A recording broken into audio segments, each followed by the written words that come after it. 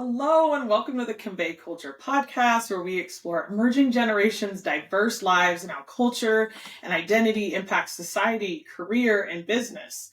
If this is your first time here, please like, subscribe, engage. If you've been here before, we love to hear feedback about topics and things that are most impactful for you to hear about. Today's conversation is about kindness, and I have Kelly Whitaker with me. Hi, Kelly. Hey, Bianca. Thanks for coming.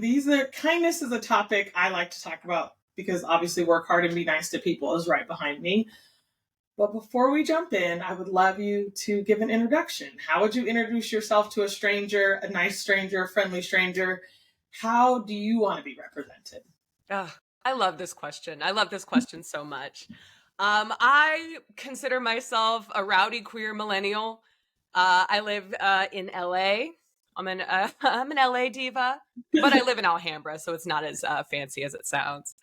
I am a nature lover. I am a theater and art lover. I have a cat who is my business partner. So I do a little bit of everything. I'm a little bit all over the place, and I am the kind of person who I'm here to make a positive impact everywhere I go, wherever I can, however I can. And so I'm the kind of person who I like to be a safe space for people. I like for people to be able to feel like their favorite version of themselves when they're around me. That's the best description. Like, it feels like a audio hug, when you have those conversations, and it feels like that audio hug where you're like, I want to know that person. Yes. So I love the warmth that you introduce yourself with. And I do think if more people said, like, I want to make the world better and kinder, like, how much would that change your workplace, your environment, your homes, your communities, all of those things? Mm-hmm. So you initially have described yourself as a rowdy queer millennial renegade. And do you feel like, how has this influenced your career path? Because you've had quite the career journey. I have. And I mean, a big part of the reason my career journey has been as tumultuous and chaotic and ever changing as it has was because I recognized that the traditional work environment was a box that my gifts did not fit in. And so my ambition and my intention, I mean, since being a child well, that's not true. I wanted to be an astronaut for like a hot second, but that's just because I love the moon. Right. But outside of that, I wanted to make the world a better place for as many people as possible. I mean, just like that general altruism has always been a motivator for me. And so in doing so, I went down the traditional paths. I started in the AmeriCorps program right outside of college. And that sort of put me down the nonprofit trajectory. And I stayed in the nonprofit world for about 10 years. And it was a similar thing where while I was trying to work within, these structures and these containers to make a positive change, it was just still it just didn't work for me. And I felt so stifled, and the rigidity of it was not a situation where I felt like I was making the impact that I wanted to make and that I could thrive. And so, and then from there, moving forward, and I took a whirl being a recruiter. Similar thing. I had that altruism where I was like, and then I'll help people get a job because it's obscenely difficult to get a job. There's all this rhetoric about like people don't want to work. No, people want to work, and the system is flawed. Yeah, it's like a video game no one knows how to play the rules to. It's I watch people who I think are incredibly talented, and they're like, I can't get a job, and I'm looking at the resume, and it's like hacking into a system. It is crazy to see how many talented people are on the hunt simply because they can't figure out an algorithm. Completely. If you don't already have a foot in the door, it's nearly impossible to get in there. And that was an environment where I also just didn't feel like I was making an impact. And so recognizing these things, I could see it as a pattern, and I was like, okay, what's the common denominator? It's me trying to make these jobs work for me. And so that was one of the impetuses of me starting my business, where I was like, okay, it's time for me to create the container that holds my gifts. I think that's where we're hearing a lot of rise in entrepreneurship right now, is this feeling of like, can't exist within the structure, but I have talent and skills and knowledge that are valuable. How can I connect with the people who need my talents and skills without feeling restricted to policies or even to a framework that just frankly may not work for your life or may cost so much money to exist in that Because living in LA and let's say commuting to a job, I'm always like, how do you pay for things like daycare and gas and like this ongoing cost of living where you're like, I have to be remote just for expense purposes. Yeah. I saw a tweet once that always stayed with me, and it said, "Why is living so expensive? I'm not even having a good time." And that very feels true to the LA experience. I love it here. I'm a big fan of LA. And also, wow, it's so expensive to do anything, anytime, forever. I think young professionals, I have so much empathy for young professionals. And I love that you said you took a non traditional route because I do encourage young professionals. I'm like, explore different routes because AmeriCorps is a very cool thing that you can kind of learn. Do you want to be a teacher? There's other paths you can take. There's a lot of non traditional routes. But if you do decide to take this very traditional route, it can be a path of debt that you're like stuck in. I'm just amazed at how much college costs at the moment for youth. Almost like, wait, you start out with that much money? Like, whose parents foresaw when they started saving for an account? Yeah, let's say you have parents who save, which is already a privilege. What parent was like, oh, college is going to cost $200,000? Like, what parent thought that? Like, it's crazy. Truly. It's obscene. It's obscene to think about. And to say nothing of the expectation of decide what you want to do for the rest of your life when you are 17 or 18. What do you want to major in right this second? Yeah. Despite a lot can change in technology in 10 years, that job may not even exist. So, Yes. but decide now. Completely. Yeah. The world is different. The world changes. And also we change. It's good Right. that we don't want the same things that we wanted when we were 18. So yeah, allowing that flexibility, allowing it to be trial and error has been really difficult, has been really scary. And at the same time, it has been the only option for me. Really? Now tell me more about your business. So you said, okay, I want to bring joy. I'm about kindness. How did that evolve into a business? Yeah, so my business is called Kelly Convos, and I consider myself a communication specialist. And it was just rooted in the fact that communication is a skill that is deeply needed and necessary in every aspect of our life, personal, professional. And it isn't a skill that is accessibly taught. And so I wanted to give people a safe and nurturing space to actually practice that skill and build it within themselves so they can show up more authentic and they can show up and have the ability to problem solve within their own lives. And the foundation of that communication that I teach is rooted in confidence, clarity, and compassion. Yeah. Because you can communicate all you want, but if you aren't kind about it, if it isn't an honest and compassionate motivator, it isn't going to serve. It's not going to serve you and it's not going to serve the people around you. And so a space to nurture that skill in a way that it's kind to yourself, to be able to speak up for yourself. I mean, that is the ultimate self-honoring, and kind to the people around you. Honesty is compassion. And so learning to wield it is something that's really powerful and really important to me and hard to access. It is. I love that honesty is compassion. I don't think we do that enough. And I believe, like, because social media has, I think, greatly impacted how we communicate. And so one of the reasons we need services like yours is because in a lot of ways, technology has changed the way we communicate.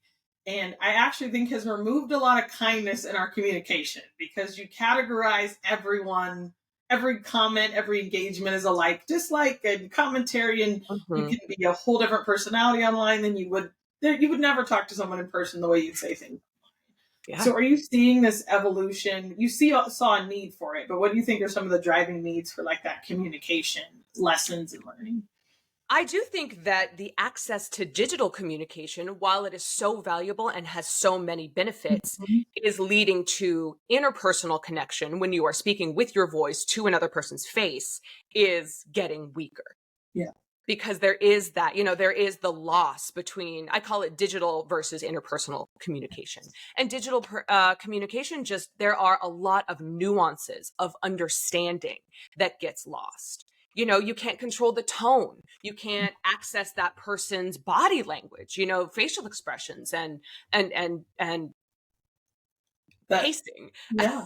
Humanity. There's a piece of humanity that I think you lose too, as well. Absolutely. Yeah, absolutely. And then, to say nothing of the anonymity and the toxicity that that can bring out in people of, oh, well, I can say whatever I want to whomever I want, and it's not a big deal. Or, if you're upset about it, that's your problem. I'm not here for that. And so, uh, choosing to lean in more so and strengthen the interpersonal connections, because that's where good, lasting, authentic connections come from.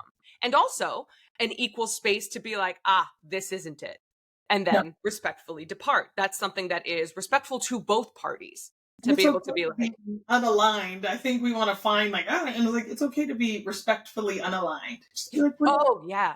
One of my policies, and I initiated this for myself when I did my most recent foray into dating, which was like 6 years ago. But was just acknowledging I'm not for everyone, and not everyone is for me.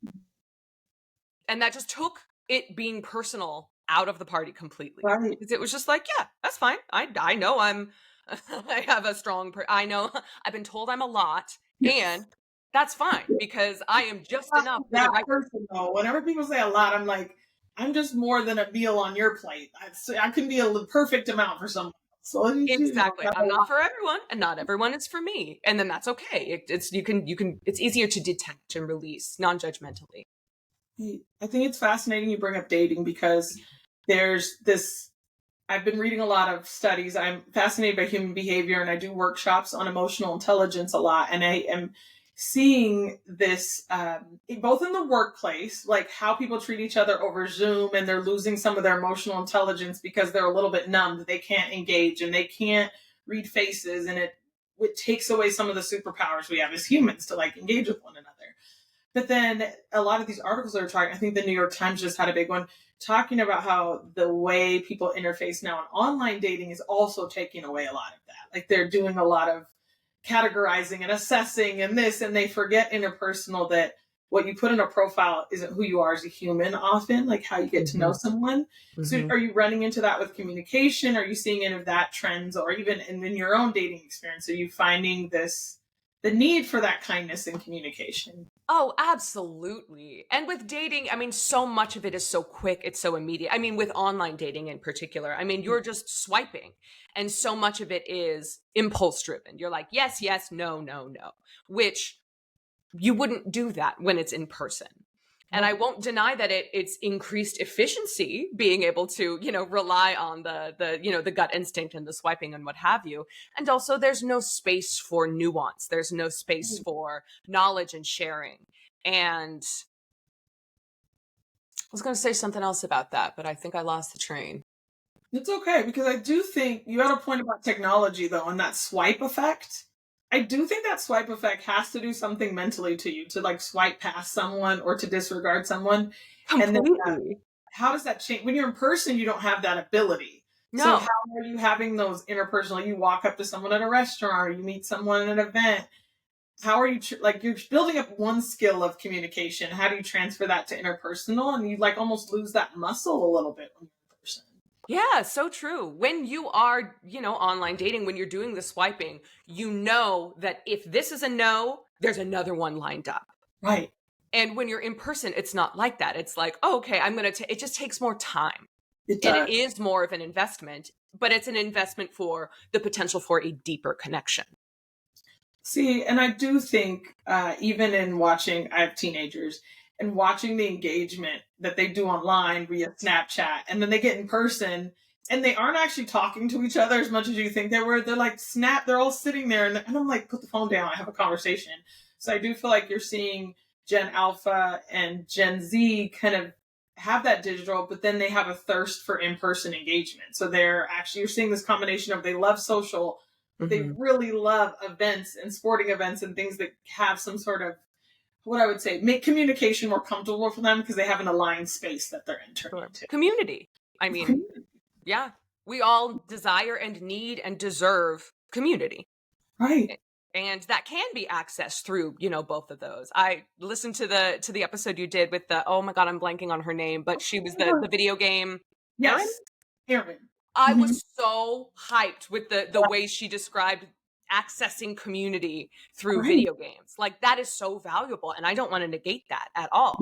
It's never it doesn't have to be an or. It can be an Right. and. Inhibition. And Yes. coming off of COVID in particular, all of our social skills are dusty, It got myself included. My social stamina is lower than it's ever been. that. I love that you bring that up, social stamina, because I remember my first conference post pandemic. And I walked in, and I'm like a pretty, like, I've been in business development a good chunk of my career. And so I'm used to like, da da da, and check. And I walked in there, I was like, I am not used to doing this. And it felt like I wasn't used to wearing shoes, okay? Like, there was multiple things that were happening. I was like, Uh-huh. shoes on, and I have to talk. This is a whole It's too many things. so many things. And it was weird because that was an uncomfortable feeling for me to be on shaky ground when it came to like in-person communication. Yes. I feel the exact same way. It's wild that my business is devoted to building up communication skills, and that is something that I am also working on within myself, which I think if anything that gives me increased compassion to my clients for, what they're going through, because I know it's not easy. I'm working on these things too. And our social skills are like any skill. It just takes time and intention and diligence. And how do you think the pandemic did impact, even across generations? Or how do you think that, what are the impacts you're seeing from the pandemic in communication? Beyond kind of like, I'm a little rusty, but Just the inability to connect. yes. The just the divide between people, truly just how to talk to people and how to engage, but also how to do so collaboratively. People, and I think part of that is likely because we're used to be stuck in our little Zoom boxes, and so people are used to talking about themselves and therefore forgetting to engage with the Right. other person. Communication is a two-way street. It's allowing yourself to be understood and opening up to understand the other person. And it's that second part that often It's gets hard. gets forgotten about. And I do think during the pandemic, there was so much political upheaval. We went through an election. We did that people started giving each other very extreme labels. Like we're in Oklahoma and we moved from Oregon and we first moved here. Everyone was like, oh my gosh, are you going to be okay in Oklahoma? And it's interesting. There are things about Oklahoma that are challenging, but when you take out a political belief and you just get to know humans on a one-to-one level and don't automatically assume a label, you find out how much damage we've done as a society by like running to a label and assuming that everyone in one state thinks the same way. Because Portland was on the news for its own drama and Portland's got its own stuff to work on, right? So it's just fascinating to me how we got to this place of entrenched in a position. And I'm like, whatever happened to talking to another human and just saying like, hey, and you have a chance to educate too when you talk to a human. Like I always think of Michelle Obama's It's Hard to Hate Up Close. I think when you're in person, it changes the way you feel about another individual. You see them with their families. You see them eating at the same restaurants as you. It changes your view on humanity, I think, too. Absolutely. I mean, the inclination is to be so black and white, and it's right or wrong. It's your mentality is right, yours is wrong, you're a bad person. And there's Right. and I mean, it's all shades of gray, baby. Like we are all in various, it's all fluid. I reject rigidity as a concept because that is no way to live. We are No. all learning. We're all learning based on the world around us and the knowledge that we have access to and the communities that we have access to. And it can be very isolating if it's just going to continue be, And it doesn't allow for personal evolution. I feel like you talked about your career journey and you've had a personal evolution. Mm-hmm. And so to say that you were labeled as one single thing or your belief labeled you as one single thing Mm-hmm. doesn't give space for people to evolve, doesn't give space for people to learn. And I'm such an advocate for learning. I think that's a huge thing you need in a community. Like, be open to learning. Just the openness. Rigidity has no space for openness, and openness is everything. That's what breathes life and variety into our Space. worlds. And how do you give clients advice? So I think I've heard a lot of even I'll mentor college students who they've only been they've only been remote for the last 4 years of their life, and now they're entering into a social space and they're struggling at their first job, or they're struggling with they're struggling with communications. Mm-hmm. What's some advice and tips that you give on kind of like developing that kindness communication muscle? I mean, I have a variety of advice that I give. Part of it, I would say part of it is I make sure that they understand the differences between social and or interpersonal and digital Yeah. communication, because people don't really think about the difference or the separation, and or there tends to be such a negative connotation to digital communication, when in Right. fact it has its own benefits 1000%. It's just different. And so allowing the understanding of yes to both of these, Right. sometimes each one is going to be more appropriate for the situation. I make a point to when it's a difficult conversation, when it's something that's really important, I advocate for doing that in person, Yes. because then you have more control over how you come across. It does take more nerve, Right. and I know, and that's the thing. More courage. It takes more nerve, and also if it's important to you, it's worth it. And so just allowing those two things to still to have permission for both, but just have them be different is an area where I start. But also, like I was saying, recognizing just the reminder that it's a skill. And Right. it's a skill that I mean, it's like anything. It's like learning to play basketball. It's like learning to speak French. You have to keep showing up. Right. And kind And of work. so, yeah, so it's the difference. It's a skill that can be built, and that takes time. Have faith that you can. And then the final piece is, and this is it feels like very fundamental advice, and it's something that I talk about all the time, is just take deep breaths. Just take deep breaths, Right. because what that is like the tried and true throughout history best way to deal with nerves. Right. So when you get nervous, gift yourself a deep breath and keep moving forward. And I see a lot. So one thing that I've seen as a trend recently, and unfortunate, you talk about being a recruiter, but layoffs, and you hear the way some of these executives are so unkind in their commentary, and I'm like, you need a coach, because why would you have ever said that? Like some of the commentary and just being out of touch. So Yeah. are you seeing that, like this idea that, I mean, if that is a perfect client for you, every time one of those executives says something, you should reach out and be like, hey, let me coach you on kindness. But how are you seeing that trend kind of happening of those executives and the way they're communicating? And I don't know if it's a PR approach or if it's just a lack of like self-awareness. It very much reads as a lack of self-awareness Yeah. and a lack of humanity, which Right. is, I mean, we don't have to get into this too much because it's going to bum everybody out. But I mean, that is a product of capitalism. Yes. And so it's sort of a mental issue of, frankly, not seeing your employees. They talk a big game about we're a family, and then the minute the going gets rough, you let that family go. And so I do feel like it comes from a space of a lack of humanity, and at a deeper level, a lack of perspective, Right. because people forget what it's like to be up and coming. People forget what it's like to not have the power that they already have, to not have the privilege that they already have.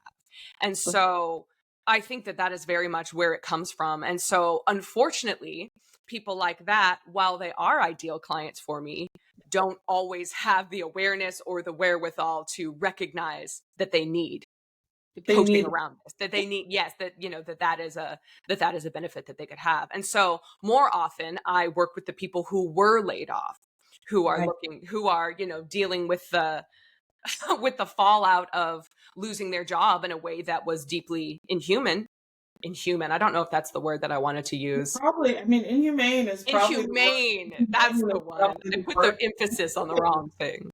It is inhumane. I mean, I often think when you hear that, I still think it's a repercussion of the pandemic, because in our own way that I'm isolated at home or someone else is working remote, I think the executives aren't, when I worked at Coca-Cola, and I'm not putting them on the block for saying anything, but the executives would come to our territories, right? They'd come to the territories, they'd walk around, they'd meet you, they'd hear about your families. I mean, it felt like every, month we had a different executive touring, but it gave them a perspective on like how hard you're working. And I think some of that has gone away because of the pandemic. They're not maybe in their companies in the same way. They're not seeing what their employees have to do. So they'll say something like, I've never had to explain, well, sir, ma'am, that you make $4 million a year. You have no context on what someone else is dealing with in their home life. So perspective to context, absolutely. Like that's what informs a thoughtful position. And so many people who are higher up aren't able to step out of themselves and have that perspective around what it's like for the rest of us, for the people who are being let go through a mass email, you know? No. And how are people, what is their, because you're coaching people, you said, in that position, Mm-hmm. how are they dealing with that? How are you helping them navigate that? Because that feels, a little soul crushing, right? To have gotten an email that just said, well, this email is about to change the course of your life for the next click in there. Yeah, it's so cold due to budgetary restrictions. We are laying off, blah, blah, blah. I mean, dealing with the shock of it, Right. the shock of, again, the being let go abruptly and in a way that negates what they had been told prior. So Right. many companies are like, well, we're in this together and we are a family, which is rhetoric I bring up twice because I hate it. The we have family is terrifying. When I hear that, I'm like, red flags, red flags. It is red flag city. And still so many companies, like I have worked with teams that they do that. And it is often under the guise of saying, all right, we're not going to pay you very well, but we're a family. To just generate that artificial loyalty is very... Families are not transactional. Like, I always want to say, families are not transactional. So it's just like, for us to even have that, no, I'm coming here in a transaction. Like, I love you can love your work. Mm-hmm. You can love what you do, but it's still a transaction. I very much expect that paycheck to clear, right? So it's like, I think that idea, I would never expect a paycheck from my mom to clear. And I'd be like, okay. And if she borrows money and it's my mom, you have a very different dynamic than you'd have with a business, right? Yes, it's not contingent on her performing to my expectations, and you're not going to fire your mom. You're going to pay cut, Mom. You've been really sorry. Not impressed by your work. No. Budgetary constraints. Dad, it's not you. It's my family. We're not family. You're not my family. You are actively taking away from time with my actual family. I spend more time with you than my family, but no, we are not family. We're not. Yeah, you're not my family. And that is. And one of the things I also see, and we'll get into rapid fire soon, but how are you seeing the difference in cultural communication? Because I noticed that, and this is even from company to company. So let's say Nike may have a very different cultural language communication style than Adidas. And it's fascinating because I'll do consulting with different companies and I'm like, that's fascinating. You have completely different cultures that someone had to adapt to and learn to communicate differently. Mm-hmm. So do you help folks kind of navigate through that, or do you see that they're coming from a place where culturally communication was just very different? I mean, the fact is communication is different wherever you go. And so one of the big things that I focus on with my clients, a big skill that I put a lot of time into nurturing, is learning how to speak to your audience. Yes. So like we were saying, being thoughtful, and applying that perspective to the situation. So when you find yourself in you're like, oh, this is a different level of communication. Right. Factor that in. Take in that data. What do you know? What do you notice is successful in this environment? What do you notice is not successful? Where is an area where you can kind of sneak in some authenticity and it will be well received versus, where or who is going to be a little bit more on that rigid side. So thinking about the environment and thinking practically and thinking strategically, not in an inauthentic way, it is strategic, but it can be strategic and authentic at the same time.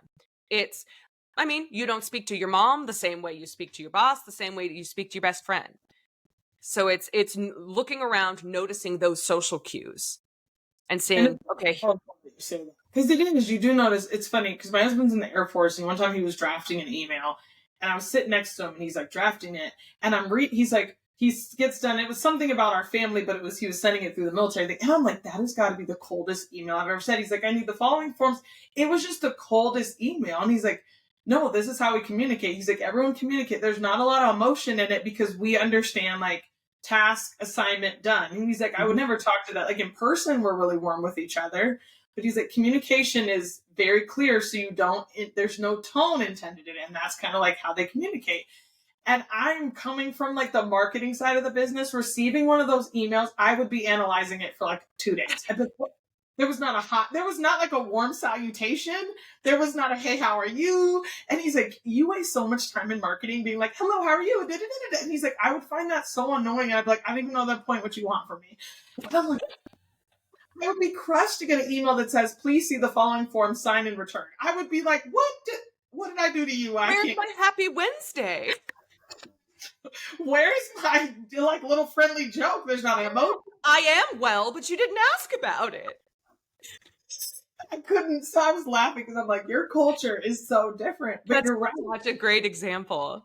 Someone would have to adapt. It doesn't mean you're not kind, but yeah, it's that level of awareness and that willing to learn within this situation, with this dynamic. This is what is well received. right. And I think often when people are job hunting and you're a recruiter. So and I keep saying we'll get into this, but as a recruiter, I think it's fascinating when you're doing recruiting, you have to assess someone by a conversation, which can lead to biases, which can drive a lot of other issues. I mean, everyone has biases, right? There's no one who doesn't have a bias. So even as a recruiter, you're looking for a certain type of personality, you think. So in your communication styles or in your communication training, how are you helping people navigate that? Because that is a challenging thing when you're talking to a recruiter or you're in an interview or you're working with a coworker. How do you kind of help them navigate some of that stuff? I encourage people to find opportunities to talk about their favorite thing to talk about. Because, I mean, you can tell the energy shift versus, when somebody is presenting their information in a way that they think is, going to be well received versus talking about their favorite thing to talk about. That is just a shift in energy. And so it's about how to translate your skills to answer the question in a way that taps into that authentic experience and enthusiasm. It sounds that sounds like more steps than it is. It's just about finding access to that and welcoming and acknowledging and owning the things you're good at.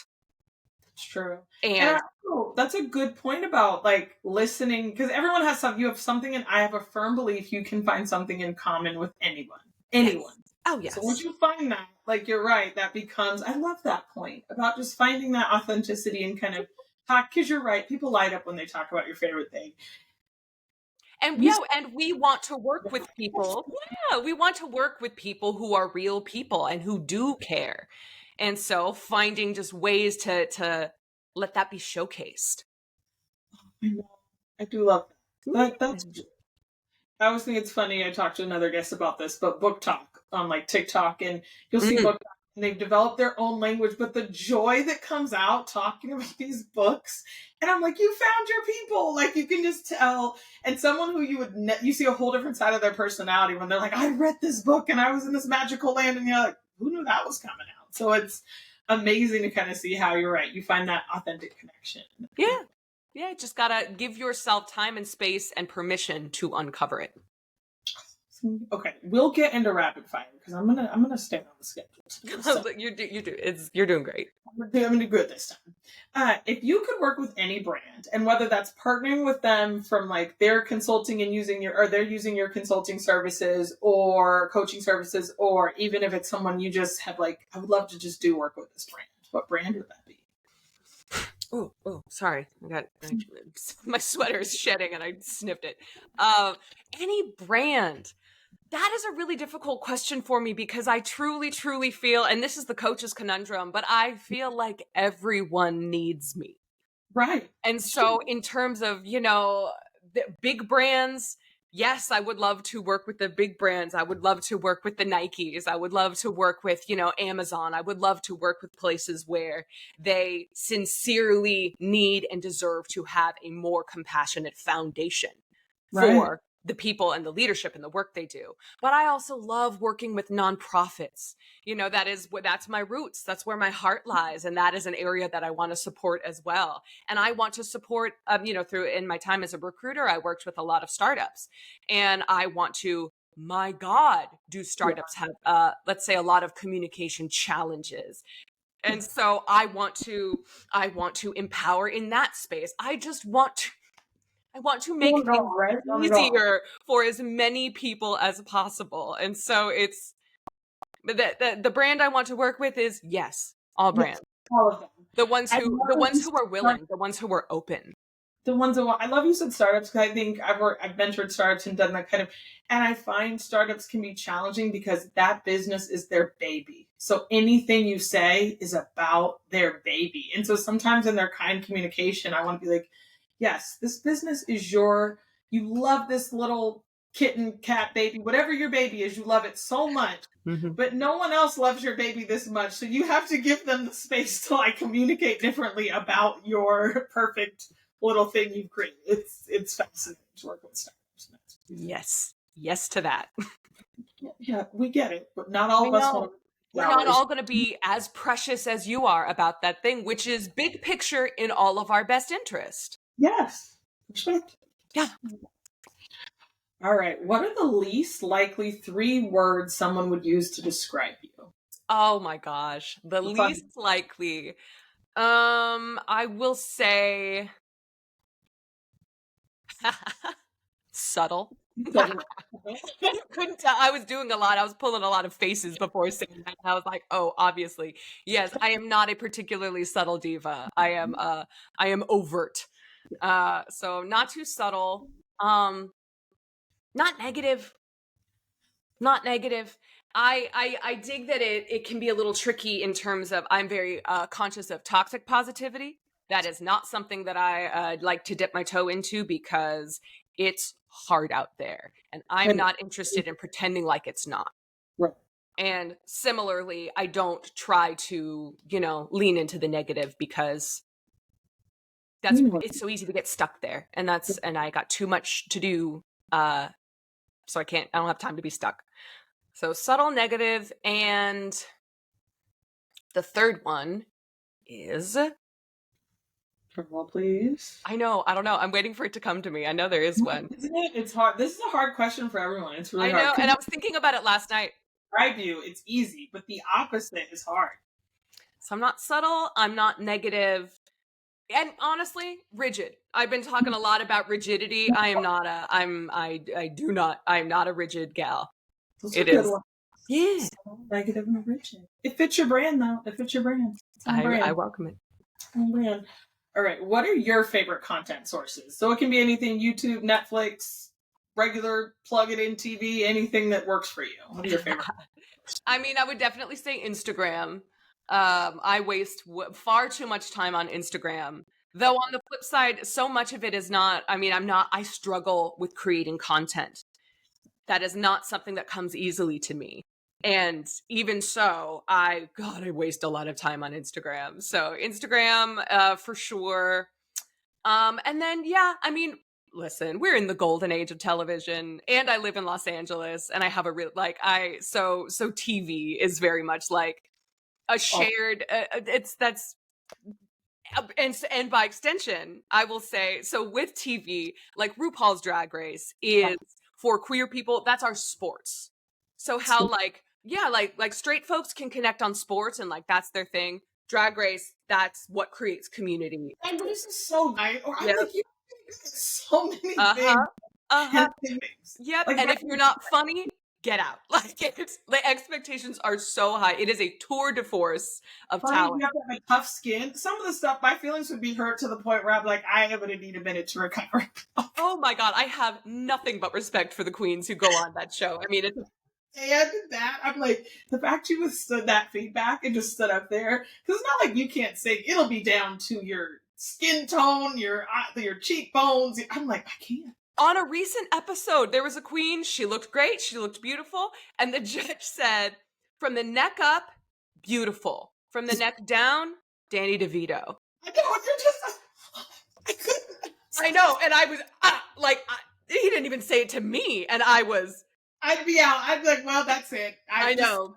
Have the personal constitution to withstand. Thank you for your time. You'll never see me again. Thank you for it. Yes. Okay. Well, it's been nice. Like, I just know.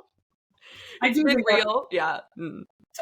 You wouldn't want to put a bunch of NFL players in a lineup with that level of critique. No one would want that. No. So, I think there's different sports. That gets to be a sport. I definitely agree. Sports. All right. So you brought up nonprofit. And then if you were to devote your life to one philanthropic effort, what cause would you choose? I mean, blanket inclusivity is a pillar of my life and my business. And that feels very broad. Right. I recognize. And at the same time, it's vital. and under attack literally every day. And so inclusivity, just inclusivity in the world. Right. The giving access for people to what they want to be able to do. Let trans kids play sports. You know, there is a really phenomenal nonprofit here in LA that I support called The Blacklist, and it's actively dismantling the white supremacy within the theater scene here in LA, which I am like over the moon about. That. So, I mean, yes, just inclusivity and through compassion and through openness and through just welcoming. Let people do what they want, for God's sake. Like, how hard is it? Sometimes I'm like, how hard is that? Just let people go. Yeah. Does this impact you? I did not think so. Also, like, let kids play sports. Like 1% of you will make it to the pro level. Let kids play sports. Sure. Like, why are you treating this like everyone's trying out for the NBA tomorrow? Let kids play sports. Yes. Sports give so much benefit to life and children, and why would you spend energy on excluding this portion, this deeply vulnerable portion? Let them read books. Like, why? You get to be a kid for such a small window of your life. Let them be a kid. And how else do you expect people to figure out what career they want when you don't let them experiment as a kid? When they can't try things and fail and learn, and like when you gatekeep things as a kid. Let kids do. Right? Like, what? Let kids read. Let kids play sports. And I'm like, how hard is this? Just mind your business and pay your taxes. That's all you have to do. Truly, drink water, mind your business. What are we doing? Why are you needing to be involved in this? It really is I love that. Yes, more to inclusivity. Yep, just blanket inclusivity. Their own skin. Like, yes. Live their lives. Yes. Right. Let people have access. Let them be loved. Let them be loved. And how much, like, imagine not feeling the life where you just get to be yourself. I think about that all the time. Like, let someone have that experience. Yeah. Don't hurt you anymore. Yeah. The gift of gifts. Gifts. When you're pouring in, and I think you're in a space where you're pouring into people, and that is lift. What do you do for self-care? Ooh. I've been working on leveling up my self-care recently. And I had a breakthrough with this last night as it happens. So we're going to talk about this and see how it goes. But this was rapid fire. I'm talking too much in response. No, let's do it. I want to hear it. Now I'm into it. I know. I gave you a little teaser and then was like, no. Now you have to tell us. I was thinking last night, and I was thinking of it in terms of how do I care for and how do I show self-love to my highest self? Yeah. And that separation was kind of groundbreaking for me, because ordinarily my self-care tended to be pretty fundamental, pretty rudimentary of, well, I'm feeding myself and I'm resting, and that's got to be enough. And so thinking of it in terms of like, if I want to be my highest self, I am my highest self, even if it doesn't always feel like it. So how would I honor and care for my highest self? And so what that's looking like, I'm finding, is giving myself more breaks throughout the day. Being an entrepreneur, I'm sure this is something you can relate to. Like, it never stops. The expectation. And I struggle with a lot of feelings of never doing enough. I struggle with enoughness. And so giving myself permission to take breaks and recognize that, like, that isn't something that's not an indicator that I'm lazy. That's not an indicator that I don't want it. It's that I can show up better when I allow myself to have breaks. And so that's true. Yeah. That's the entrepreneur's curse, I feel like. I'll be on the weekend and I'm like, I should be working. I should be doing something, because it's your baby. So you're like, I should be doing something. I should be, why am I sitting here just watching TV? I could be building something. It makes you a little manic. So I'm glad you're saying, like, breaks are vital. And then putting myself in nature is the biggest thing that I can do to care for myself.